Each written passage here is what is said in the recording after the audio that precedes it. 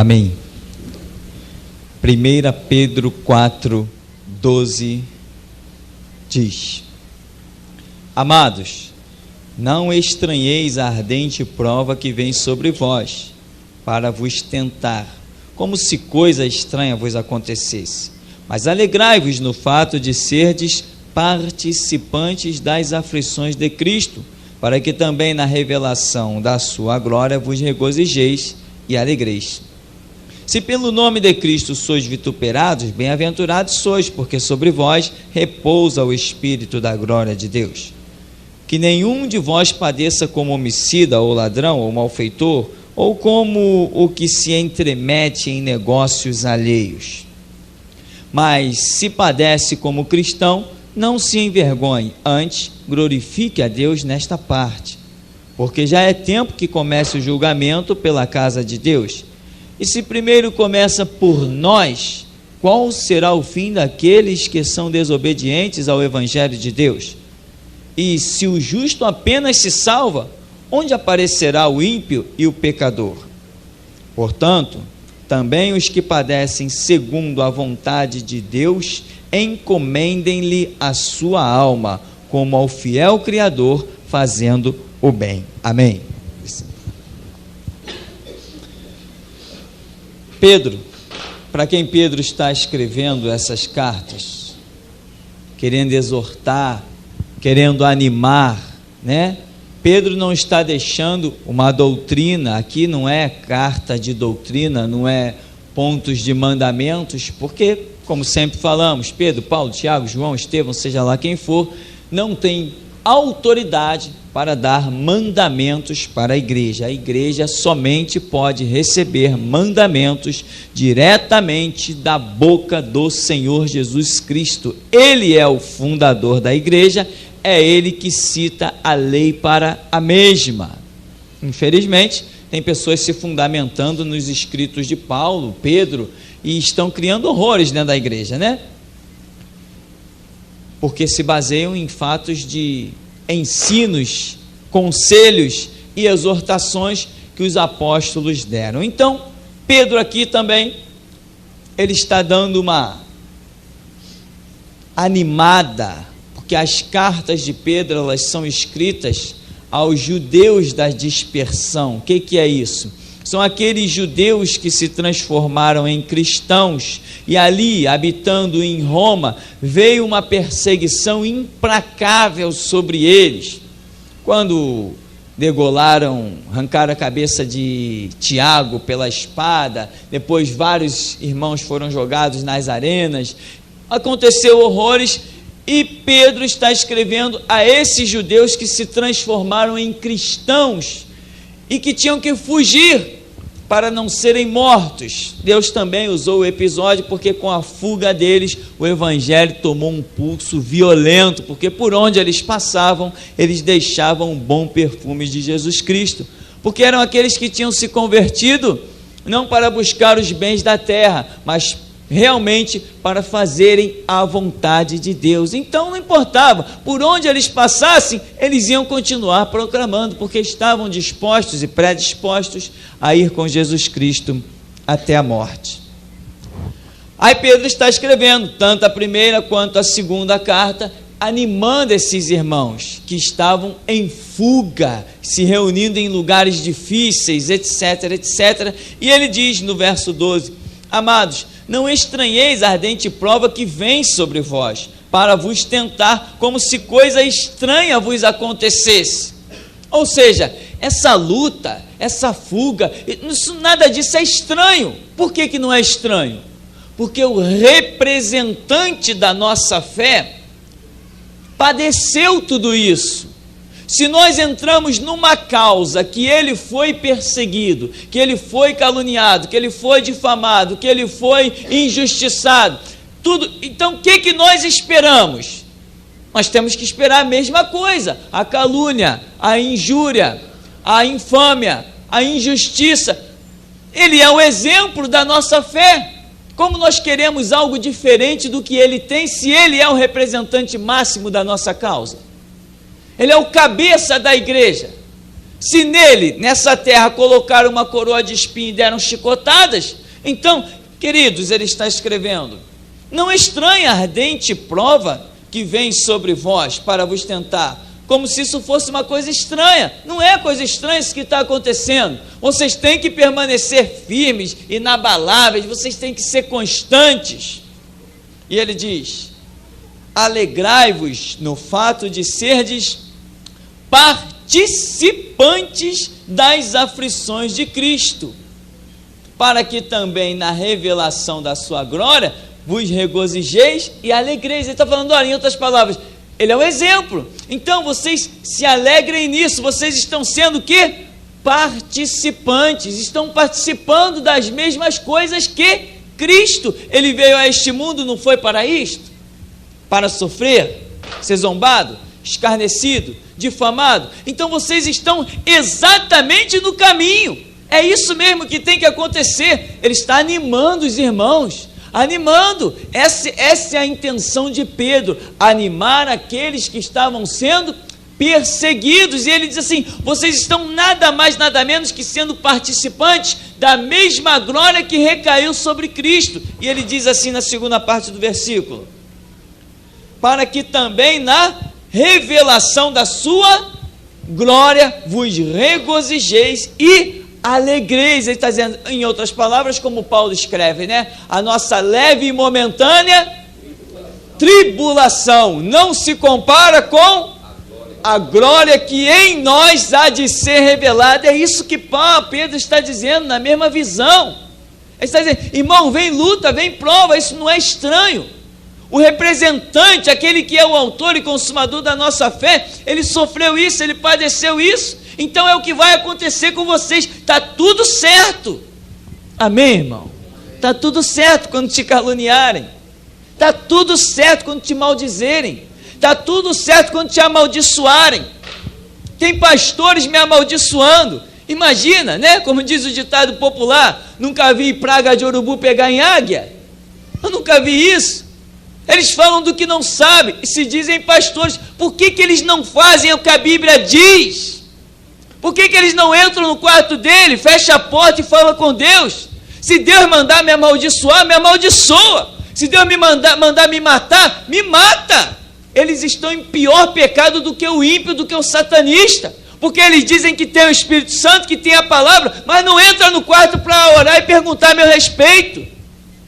Não é a maldição deles que vai me parar. Se as armas dos traficantes não conseguiram até hoje, se as leis do governo não me param, será que é a maldição deles que vai me parar? Só se eu não estivesse na direção daquele que era, que é e que há de vir. Só assim. Então, meu irmão, deixa te caluniar, deixa te difamar. Agora deixa eu te dizer uma coisa. De quem esse povo está fugindo, né? Esses judeus da dispersão. Você vai dizer assim: a Roma estava numa perseguição implacável, não é? Eu vou te dizer por que Roma matava crente. Você sabe? Você já leu a história da igreja? Roma matava crente para agradar os judeus. É para isso. Para que os judeus não se rebelassem, aqueles governadores, aqueles imperadores ali, e eles pudessem governar a terra da Judéia em paz, e Roma não tirar eles do seu cargo. Então, os líderes romanos que habitavam sobre Jerusalém, sobre Judéia, Samaria, eles matavam cristãos para agradar os judeus. Os judeus, abre parênteses, povo de Deus, fecha parênteses, foram os grandes perseguidores da causa do Evangelho. Você lembra como eles perseguiram Paulo? Paulo mudava de cidade, eles mudavam também. Paulo ia para outro canto, eles iam também. Não foi assim a vida de Paulo? Fugindo dos judeus. Irmãos, quando aqueles que se dizem crentes não alcançarem a visão da glória que você alcançou, eles deixam de ser seu irmão e passam a ser seu perseguidor, passam a ser seu inimigo. Tem pastores aí, pastores, né? Com 500 anos de igreja, mas não vê as curas que nós vemos, Não tem ninguém na igreja deles dando testemunho da glória que nós temos vivido neste lugar. Aleluia, Jesus. Obrigado, meu Pai. Eles não têm os recursos que nós temos com tão pouco tempo de ministério no alto deste morro. Eles não conseguem fazer a obra poderosíssima que nós estamos fazendo. Glória a Deus. Aleluia. E ao invés deles botarem o rosto no pó e procurar o erro, se olhar no espelho para procurar o erro, eles preferem afiar a língua e falar daqueles que estão sendo maiores do que eles. É o que acontece. E ao invés deles orarem, como eu já falei, orar e saber, Jesus, aquilo é obra tua ou é do diabo, que nem eu faço. Quando eu falo mal de um monte de situação que tem por aí, primeiro eu entro no meu quarto e pergunto àquele que não mente nem se engana: Jesus, aquilo ali é obra tua ou é do diabo? Jesus diz assim, é do diabo. Eu digo, então é contra ele que eu me levanto, porque o Senhor me deu graça para desfazer as obras do diabo. Aleluia. Agora, falar sem saber. Tem gente que nem viu o meu rosto e fala mal de mim. Eu digo, Jesus, só o Senhor poderia me dar tanta graça. Anticristo, falso profeta, como é que pode, irmão? E o camarada se diz crente, e ele nunca entrou no quarto dele para fazer uma oração a meu respeito, para que Deus dissesse a ele o que eu sou ou quem sou. Aí depois está no leito de hospital, depois o acidente acaba com ele, a enfermidade arrasa com ele. Por quê? Simplesmente porque ele foi um ignorante. Ele está de Bíblia na mão, mas ele não segue o conselho de Jesus. Entra no teu quarto, fecha a tua porta e fala com teu pai. Ele diz ser crente, mas ele não age como um crente. E aqui Pedro diz, alegrai-vos no fato de ser de participante das aflições. Quais foram as aflições de Cristo? Né? Eu me recordo que lá em João capítulo 6, aquele texto que as pessoas confundem com o negócio de ceia, não tem nada a ver com ceia, Jesus não está falando de comida nem bebida, em que Jesus diz assim, é aquele que não comer do meu corpo, não beber do meu sangue, não tem parte comigo. O que ele está falando? Isso aqui que Pedro está falando. Ele está falando daquele que não for participante das minhas aflições, porque comer do corpo e beber do sangue significava justamente ser participante das suas mesmas aflições, é fazer a sua obra sobre a terra como ele fez e ir com esta obra até o derramamento do sangue, ao extremo. E quando a multidão ouviu isso, não sei se entendeu, se não entendeu, mas saiu pela tangente. E Jesus vira para os discípulos, vocês também querem ir embora? E Pedro dá aquela declaração no verso 68, Senhor, para quem iremos nós? Só tu tens as palavras de vida eterna. Então, Pedro está dizendo aqui, vocês são participantes. Se estão perseguindo vocês, se estão tentando vocês, é porque vocês são participantes da glória que há de ser revelada. Porque, irmão, quem não é participante da glória de Deus, está em harmonia com o mundo. É por isso que João diz que aquele que quer ser amigo do mundo, constitui-se. Aquele que quer ser amigo do mundo, o que é ser amigo de alguém?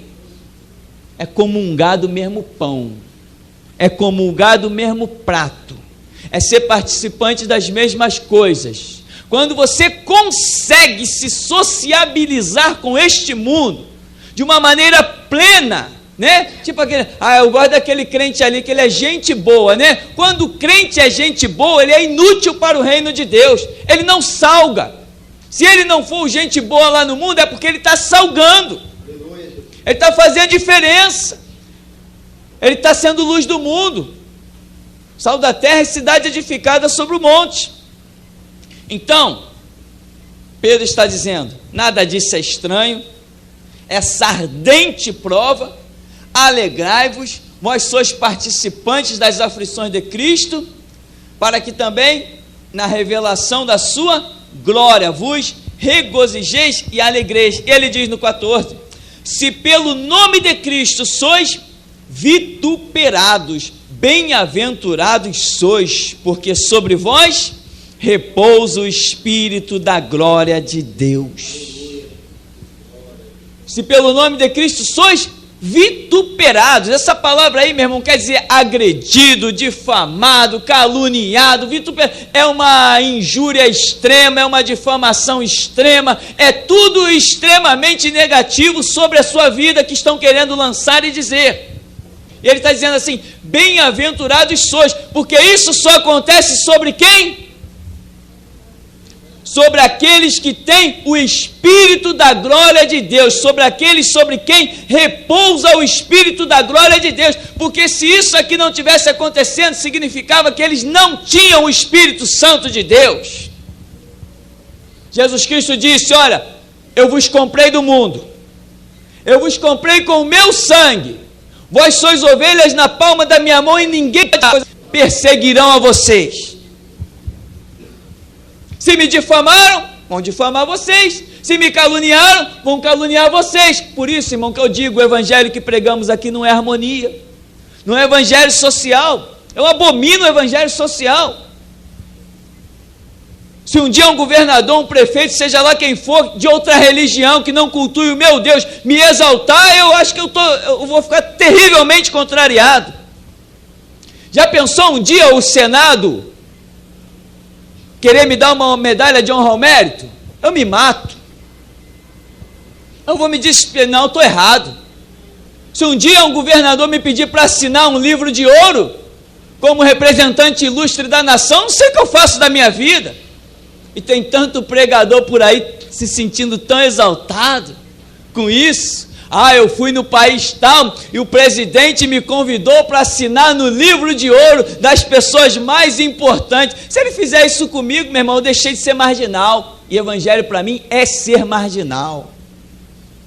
Porque a Escritura diz: aquele que quer ser amigo do mundo, constitui-se inimigo de Deus. Então você, na visão do mundo, você tem que ser marginal, viver à margem, ou seja, não se integrar nos conceitos do mundo, mas viver o conceito do Evangelho de Deus.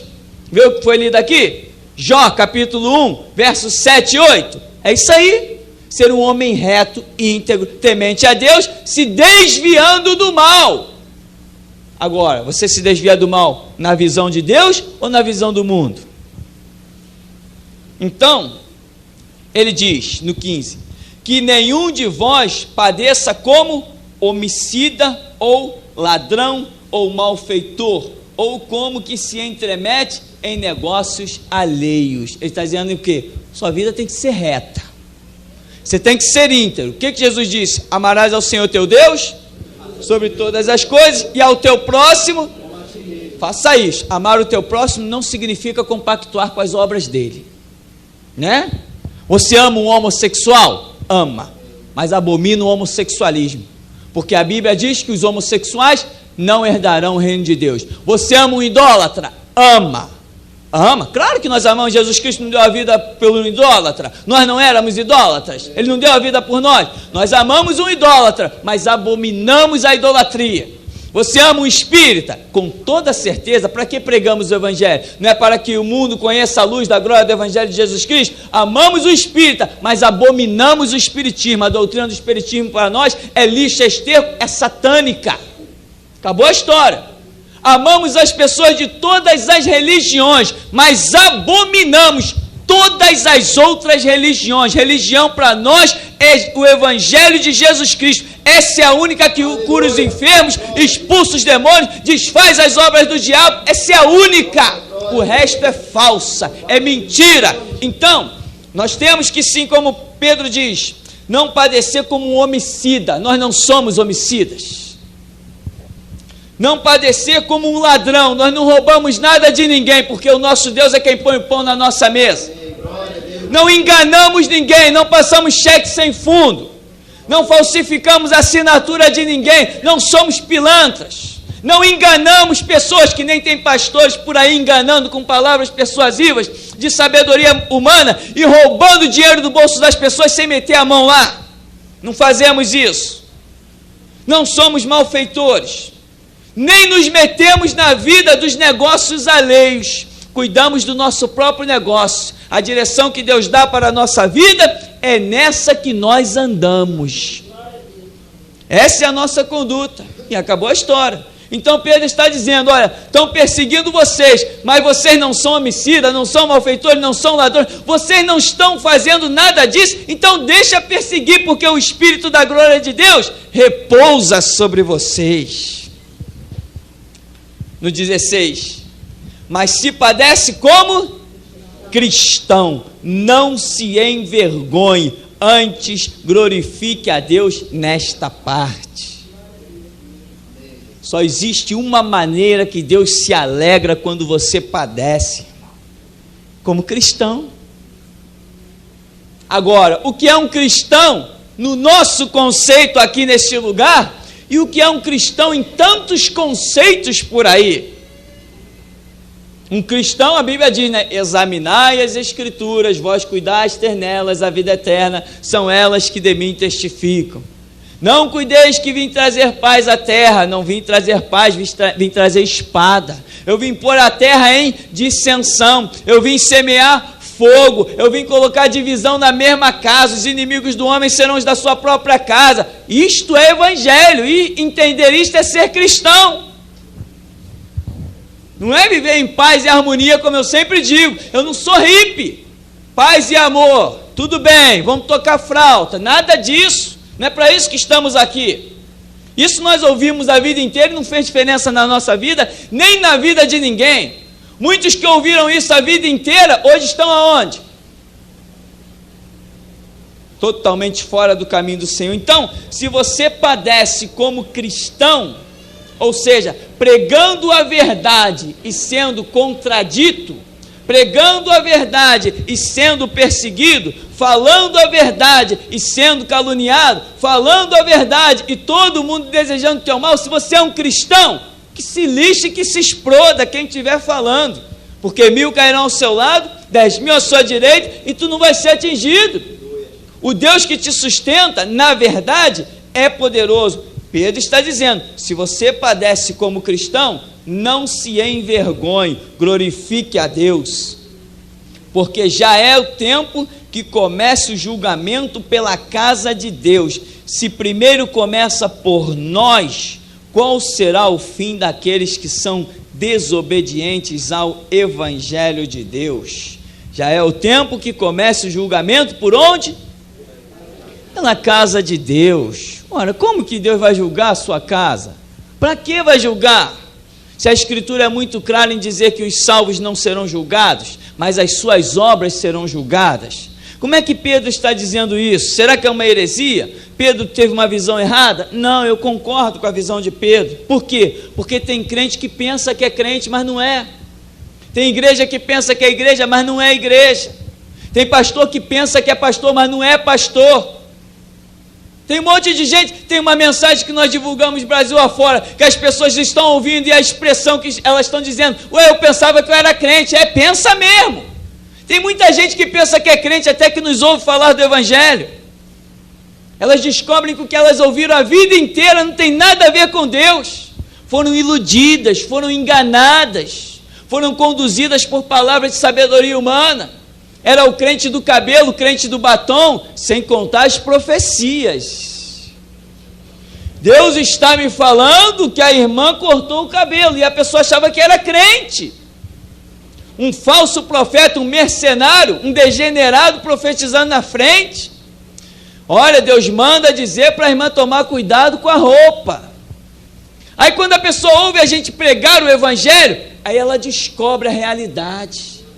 Que o Cristo que nós servimos, ele não está preocupado com cabelo, barba, bigode, roupa. Ele não morreu na cruz, não veio da sua glória preocupado com isso. Então muita gente está descobrindo que é um verdadeiro evangelho, porque nós o estamos pregando. Somos nós que estamos pregando. Um evangelho que desafia a enfermidade, que desafia demônio, que desafia qualquer coisa. Qualquer coisa, qualquer conceito religioso, nós calamos qualquer um, abrimos a Bíblia e calamos qualquer um. A Bíblia é a palavra de Deus, e o Espírito Santo está do nosso lado. E ele diz, o julgamento começa pela casa de Deus, e como eu estava falando, por que o julgamento vai começar pela casa de Deus? Não deveria ser todos salvos? Para que vai julgar? Se a Escritura diz que julgadas têm que ser as nossas obras, e não nós, que uma vez que estamos em Cristo, somos nova criatura, as coisas velhas se passaram, eis que tudo se fez novo. Só que tem gente que ainda não aprendeu o verdadeiro conceito do Evangelho de Jesus Cristo. Um camarada é crente, ele é crente de igreja, ele não é crente dentro da empresa onde ele trabalha, ele não é crente no meio da rua por onde ele passa, ele não é crente no dia a dia, ele só é crente naquele horário do culto. Aqui dentro, meu irmão, somos todos iguais, estamos todos debaixo do mesmo teto, aos olhos humanos. Mas Jesus Cristo, que olha por dentro, ele faz a seleção. O prumo é dele, o prumo não é nosso. Não somos nós que nos colocamos diante do nosso próprio prumo, é ele que coloca o seu prumo diante de nós. Viu o que Jó fez? Jó era um homem reto, não tinha curva nele, não tinha insinuações, ele era íntegro, temente, ele era o que era realmente. Por isso Deus pôde contar com a vida daquele homem. E ele quer contar com a nossa. E Pedro está dizendo, o julgamento vem e vem pela casa de Deus, vai começar por nós. E não é? O arrebatamento não faz logo a seleção? 10 virgens, 5 o quê? Nécias, e 5 prudentes. As prudentes estavam preparadas, entraram nas bodas, vieram as nécias, as crentes também. Senhor, Senhor, abre-nos a porta. O quê? Nunca vos conheci. Amém? E ele diz, e se o justo apenas se salva, onde aparecerá o ímpio e o pecado? Portanto, também os que padecem segundo a vontade de Deus, encomendem-lhe a sua alma como ao fiel Criador, fazendo o bem. Detalhe, os que padecem o quê? Segundo a vontade de Deus. Como ele disse anteriormente, tem gente que se mete naquilo que não é seu, em negócios alheios, e aí começam a padecer. Depois estou na prova, não está na prova não, está na ignorância, não está na prova. Ah, estão me perseguindo, você tem que perseguir mesmo, está se metendo onde não deve. Agora, ele diz assim, os que padecem segundo a vontade de Deus, é Deus, meu irmão, que te joga no vale da sombra e da morte e entra contigo. É Deus que te diz, desce ao vale, encara Golias, e ele desce contigo. Toda a prova tem um princípio, meio e fim. Tem pessoas que não saem da prova nunca. Ah, irmão, estou na prova há 30 anos. Não está na prova há 30 anos, está na ignorância há 30 anos. Está na estupidez do conhecimento há 30 anos. Está se metendo onde não deve. Está em prova que Deus não colocou. Está em situação que Deus não mandou entrar. Entrou em labirinto sem ter a bússola, que é a palavra. Deus te leva para labirintos. Deus te leva para provas. Deus te leva para caminhos tortuosos aos teus olhos, não aos olhos dele. É Deus que leva. Então aqui está dizendo, também que padecem segundo a vontade de Deus. Quer dizer que há momentos em que você vai padecer e Deus está no negócio. Entendeu? Claro, Deus está no negócio. Cristo padeceu, Deus estava no negócio. João Batista perdeu a cabeça, Deus estava no negócio. Sadraque, Mesaque e Abednego entraram numa fornalha, Deus estava no negócio. Daniel entrou numa cova, Deus estava no negócio. José foi vendido como escravo, Deus estava no negócio. Paulo foi perseguido, apedrejado, Deus estava no negócio. Pedro crucificado de cabeça para baixo, Deus estava no negócio. João extraditado à ilha de Pátmos, Deus estava no negócio. Há momentos que você vai perseguir, vai ser perseguido e Deus vai ser glorificado, porque Ele está no negócio. Agora, entra no teu quarto, fecha a tua porta e aprende a ouvir o teu Deus, porque se você entrar num negócio onde Deus não esteja, tadinho de você, meu irmão. Você só perde tempo da vida, só padece, chora lágrimas de sangue e Deus fica de braços cruzados vendo você com a boca no pó sem te dar resposta. Porque Ele está dizendo, aquele que se entremete em negócios alheios, está dizendo que nenhum de vós padeça dessa maneira, homicida, ladrão, malfeitor, ou se entremetendo e negócios alheios. Esta é o quê? Simplesmente uma conduta cristã. Eles tinham tudo isso? Tinham. Pedro está escrevendo para pessoas que tinham esse caráter, tinham esta conduta santa e poderosa. E o que estava acontecendo com eles? Sendo perseguidos. Então, para concluirmos, como o Senhor Jesus diz em Mateus capítulo 5, lá no versículo, bem no finalzinho das bem-aventuranças, versículo 11 e 12. Bem-aventurados sois vós quando vos injuriarem e perseguirem e mentindo disserem todo mal contra vós por minha causa. Por minha o quê? Causa. A causa do evangelho, ela envolve conceitos, padrões, princípios, condutas. Por minha causa. Quando você compra a causa do evangelho, quando você se dá a esta verdade do evangelho e você padece por ter comprado o preço dessa causa, então você vai ser perseguido. Ele diz: bem-aventurados sois. Ele diz: exultai e alegrai-vos, porque é grande o vosso galardão nos céus. Assim perseguiram os profetas que foram antes de vós. O teu galardão é grande quando você está sendo perseguido pela causa do evangelho. Não é porque, estão me perseguindo porque eu sou crente, e ninguém nem sabe que o camarada é crente. Estão me perseguindo porque eu falei de Jesus. É mesmo? Será que foi isso mesmo? Agora, se realmente estão te perseguindo por causa da causa de Jesus, ele está dizendo: bem-aventurados sois. Amém? Por quê? Porque é grande o vosso galardão no céu. Deixa eu dizer uma coisa para você: só é perseguido neste mundo, somente é perseguido neste mundo quem não faz parte dele. Só é perseguido neste mundo quem tem o Espírito Santo e não o espírito das trevas do diabo. Só é perseguido neste mundo quem realmente tem Deus na sua vida poderosamente. Perseguição não é para qualquer um. Aleluia. Perseguição não é para qualquer um. Perseguição é para quem realmente está incomodando o diabo.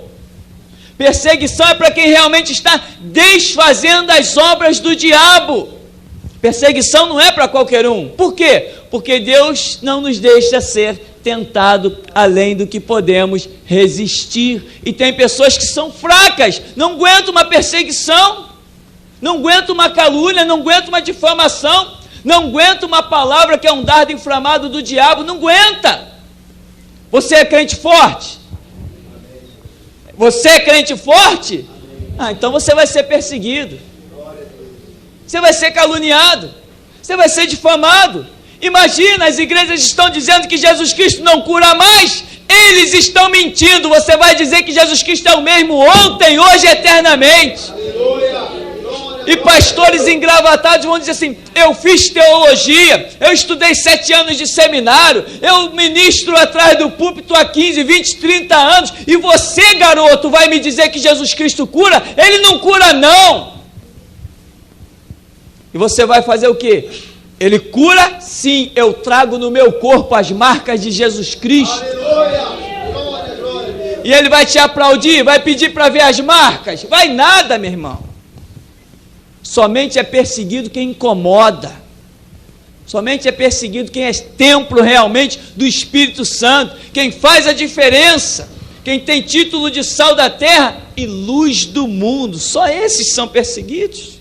Os fracos não podem ser perseguidos, porque se eles forem perseguidos, eles perdem até a salvação, eles renunciam.